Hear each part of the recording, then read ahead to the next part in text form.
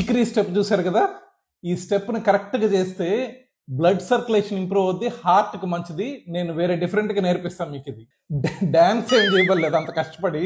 మనం చేయాల్సిందంతా వాకింగ్ చేసేది వీలు పడని వాళ్ళు, సెడెంటరీ లైఫ్ స్టైల్, కూర్చొని ఆఫీస్ జాబ్స్ లో ఉండే వాళ్ళు, అటు ఇటు తిరిగేది వీలు పడని వాళ్ళు, అటువంటి వాళ్ళకి వాకింగ్ బదులుగా ఇది చేశారంటే పర్ఫెక్ట్. మీరు కూర్చో ఉండే చోటే ఎలా చేయాలంటే, ఇది కూడా ఈ వీడియోలో చూపిస్తున్నట్టు పాదాలని నేల మీద ఫ్లాట్ గా పెట్టి నీస్ ని పైకి లేపుతూ అలా చేస్తూ ఉండాలి.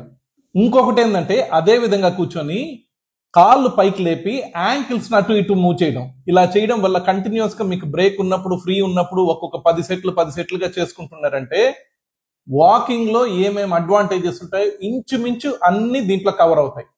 సో వాకింగ్ చేయని వాళ్ళు ఇది చేయండి, చిక్రీ స్టెప్.